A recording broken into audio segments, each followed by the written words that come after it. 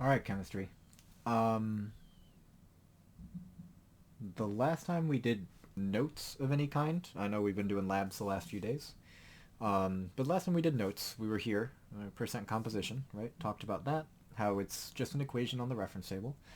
In order to do percent composition, we first had to do the gram formula mass, the GFM, right? Which was just checking out the reference table, adding together masses that you found, making sure that you can count properly, but other than that, everything was fairly straightforward.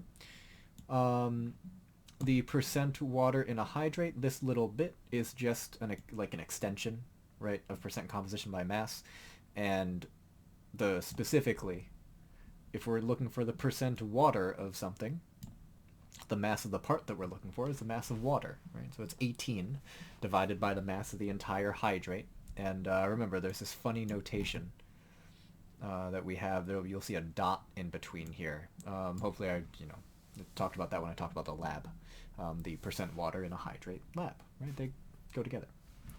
Anyway, I want to pick up. That was the end of that little mini unit. Y'all took the quiz. Those grades might be up already by the time you're looking at this. They also might not be. I think they're up, but no guarantees.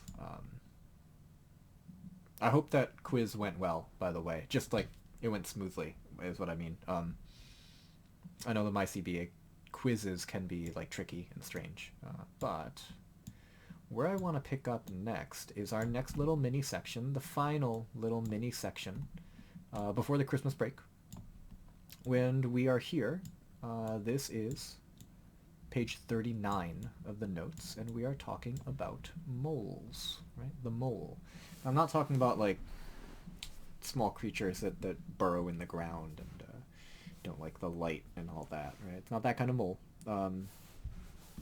What the mole is, as I shift a couple of things around on my desk, what a mole is, that is far too big. Let's fix that. Great.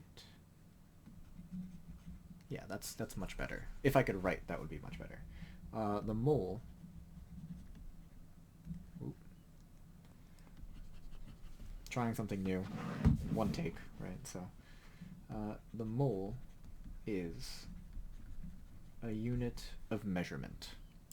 So it tells you how much of something you have. You can have a mole of something. Right now, the mole is very specific. It's kind of like a dozen, right? A dozen tells you that you have 12 things. If you have a pair, that tells you it's two. If you're listening to a string quartet, right, that's four people playing some kind of stringed instrument. Right, all of those words mean a unit. They tell you, it's a unit of measurement slash, I guess I could say a unit of counting. Right, so a mole counts out exactly how much of something you have. It's kind of, again, my relationship will be like, think of a mole like you think of a dozen, right? If I said you have a dozen apples, it means you have 12 apples. If you have a half dozen apples, you have 6 apples, right? So as long as it's divisible by a number, you can divide it. So there are 12 things in a dozen, right? The number of things in a mole is a very large number, 6.02 times 10 to the 23rd. It's a very big number. And why is this little indicator here? Unsaved. Try again, please. Okay. But 6.02 times 10 to the 23rd. This is a really big number, right? And the reason we use a mole is, if you remember back, if you think back, right, to the notes that we did the other day. I don't recall exactly what day it was, but we talked about the gram formula mass, and I said one of the other things that it could mean the molar mass. And we said that it could be expressed in atomic mass units or in grams. And the reason for this is if we're looking at literally one molecule of a thing, I would measure that mass. So the NH3 calculation that we did here, the GFM for NH3 is 17, and I deliberately did not put units there because I wanted to segue into the next piece. It was either atomic mass units or grams. usually the reason we deal with grams is we're not dealing with literally one molecule of NH3. What we're usually dealing with is a mole of NH3, which is to say that we're not dealing with one individual, like a single N connected to three H's, because that's kind of ridiculous. You so rarely deal with individual particles, individual molecules like that. We're dealing with this many NH3s, 6.02 times 10 to the 23rd. A mole of something, right? A mole of NH3, of ammonia, would have a mass of 17 grams, which is a much more reasonable mass to be working with. It's a much more reason. So the reason we use a mole is because it's usually about that much of a material that we need to be using in order to do something interesting with it, right?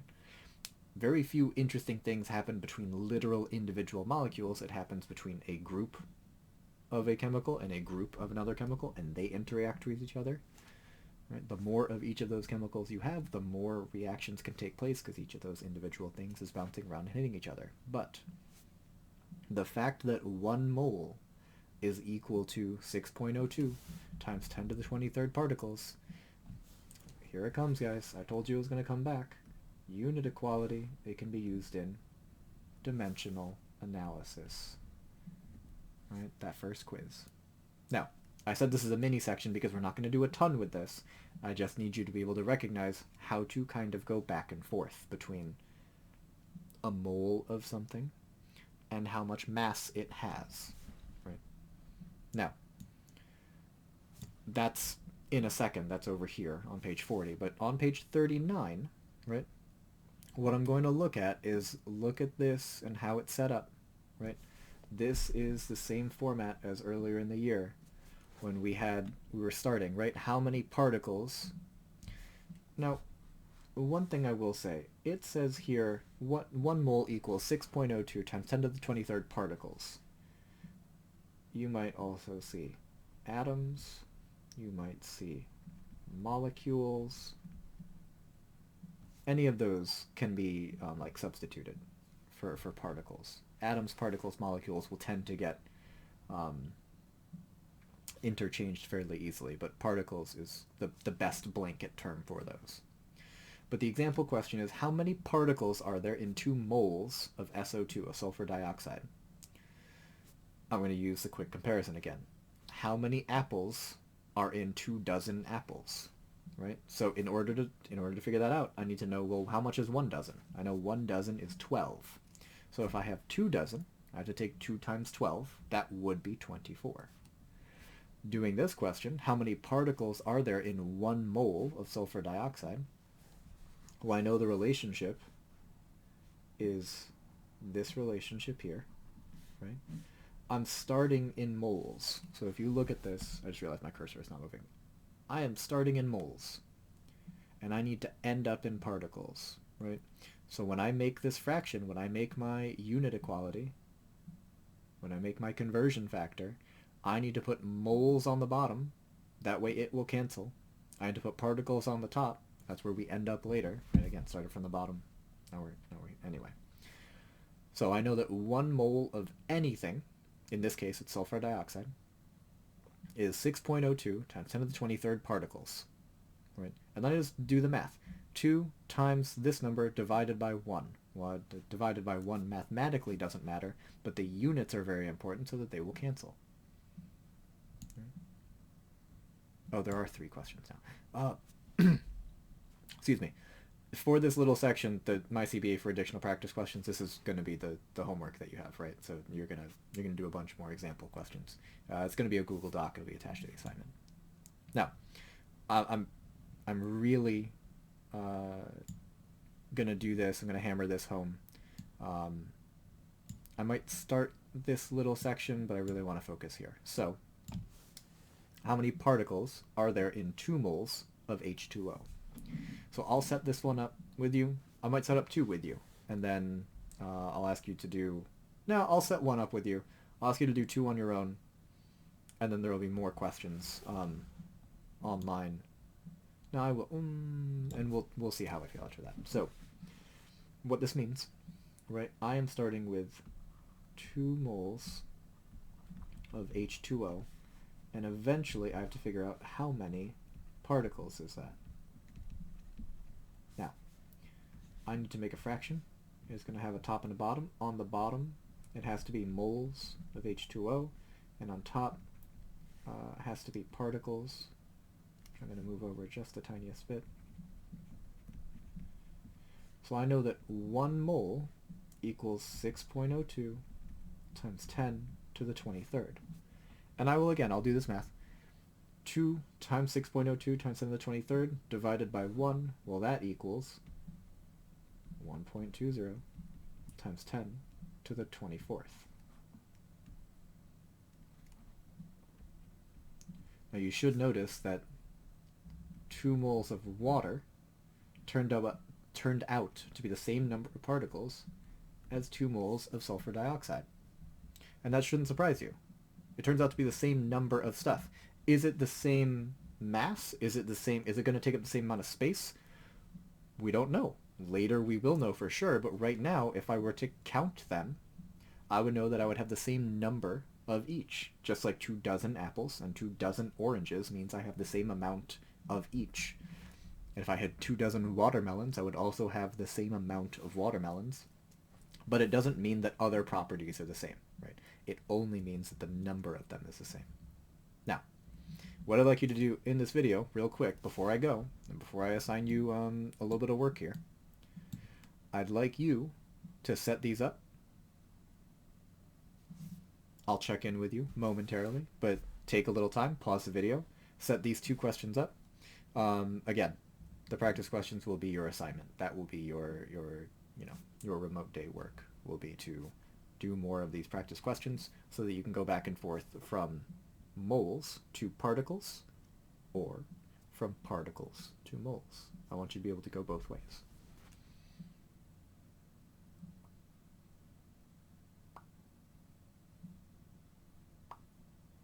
You back? Okay.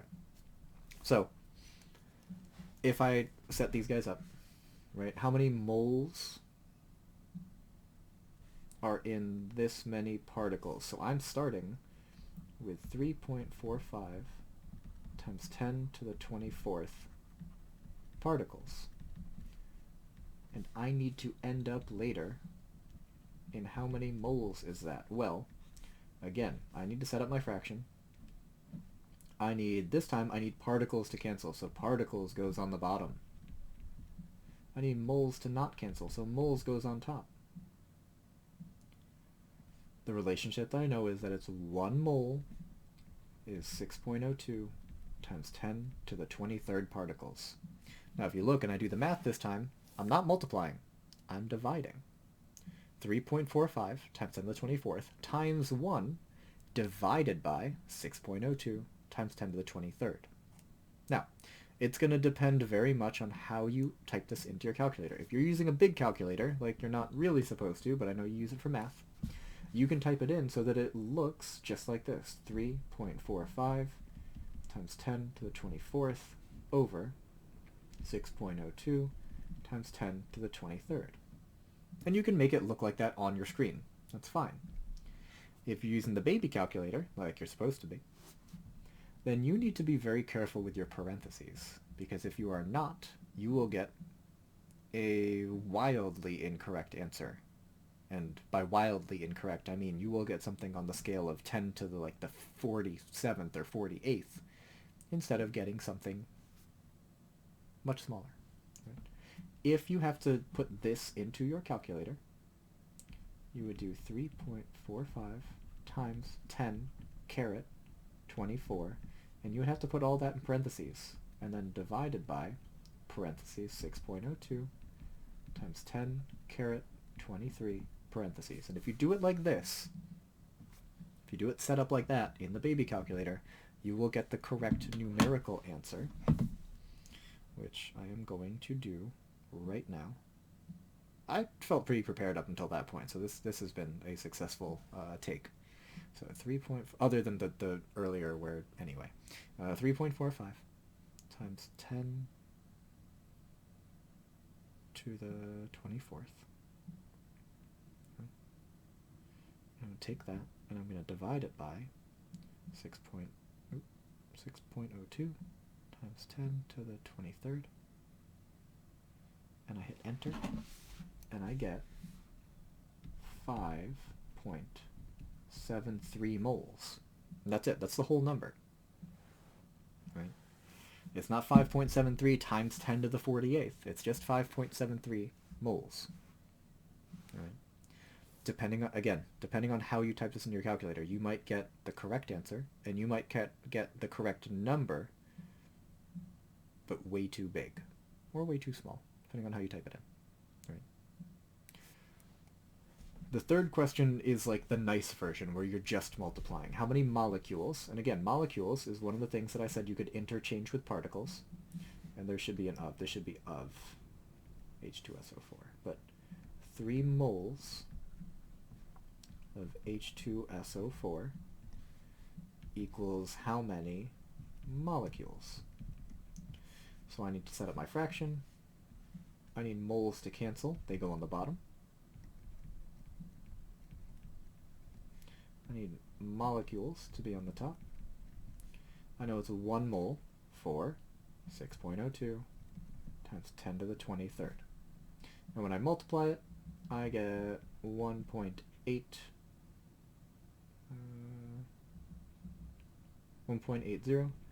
times 10 to the 24th molecules. That should be a 24. Now, I'm pretty sure that I told you dimensional analysis would come back. Here it is. Alright? We'll be dealing with moles for just a little bit. It's just this little baby section, and then we'll talk about how moles is related to mass. There's a lot of review on the next few pages. Again, more review here. Stoichiometry is probably going to end up being after break. I think that might be the last page we get to before the midterm. We'll see. I'm not gonna write that in concrete. We're not setting that in stone yet. It's close.